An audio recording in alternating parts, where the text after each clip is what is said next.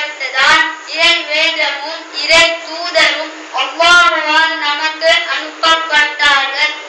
நம்முடைய வாழ்க்கையில் நற்குணத்தின் முக்கியத்துவம் என்ன, அதனின் அவசியம் என்ன என்பதை அல்லாஹ் தஆலா அதிகமான ஆயத்துகளில் நமக்கு சொல்லி இருக்கிறார்.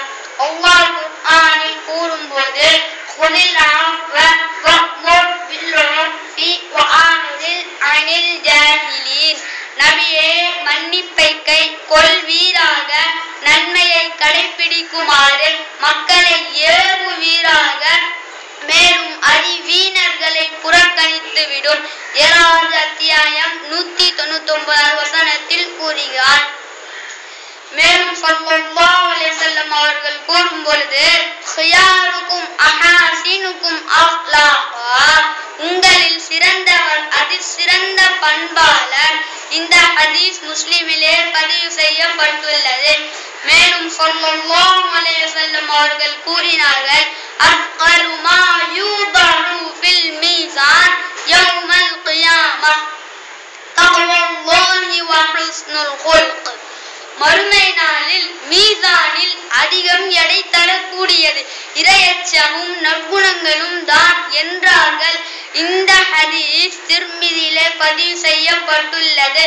மேலும் ஸல்லல்லாஹு அலைஹி வஸல்லம் அவர்கள் கூறினார்கள், இன்ன அஹப்பக்கும் இலைய வ அக்ரபக்கும் மின்னி மஜ்லிஸன் யௌமல் கியாமஹ் அஹாசினுக்கும் அக்லாகா, உங்களில் எனக்கு மிக பிரியமானவரை, மறுமை நாளில் எனக்கு மிக நெருக்கமானவரை நான் உங்களுக்கு அறிவிக்கட்டுமா என்று நபிகள் நாயகம் ஸல்லல்லாஹு அலைஹி வஸல்லம் அவர்கள் கேட்டார்கள். நபி தோழர்கள் ஆம் என்றதும், உங்களில் நற்குணமுடையவரை என்று நபிகள் நாயகம் ஸல்லல்லாஹு அலைஹி வஸல்லம் அவர்கள் கூறினார்கள்.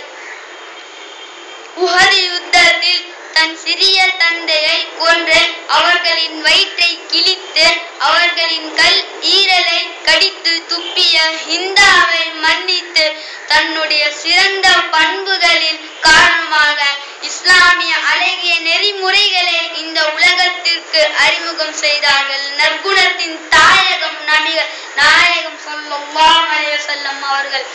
உலகம் கண்டிராத உலகம், சிந்திக்காத உலகம், அறியாத போர் நெறிமுறைகளை, இஸ்லாமிய அழகிய நெறிமுறைகளை சமூகம் நற்குணத்திற்கு எந்த அளவுக்கு முக்கியத்துவம் தருகிறது என்பதை நாம் உணர வேண்டும். அன்பிற்குரியவர்களே, நபிகள் நாயகம் ஸல்லல்லாஹு அலைஹி வஸல்லம் அவர்கள் கூறினார்கள், எல்லா நற்செயலும் தர்மமே என்று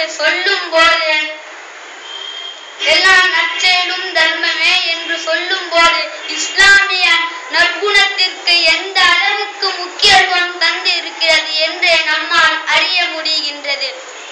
வாயில்லா பிராணிகள் விஷயத்தில் கூட இறைவனை பயந்து கொள்ளுங்கள் என்று கூறிய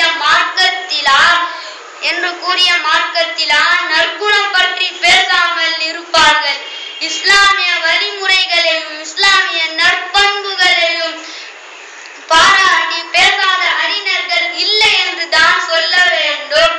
முஹம்மது நபியின் நற்குணங்கள் எனக்கு பிடித்திருக்கின்றன. மனித வாழ்க்கை பற்றிய அவர்களுடைய கொள்கைகளை நான் ஆதரிக்கிறேன். கூடிய விரைவில் பிரிட்டன் இஸ்லாம் மதத்தை ஏற்றுக்கொண்டு விடும் நான் நம்புகிறேன் என்று அறிஞர் பெர்னார்ட் ஷா கூறுகிறார். என்றால் எந்த அளவுக்கு இஸ்லாமிய நற்பண்புகள் இந்த உலகத்தில் நமக்கு தாக்கத்தை ஏற்படுத்துகிறது என்றே நம்மால் உணர முடிகின்றது.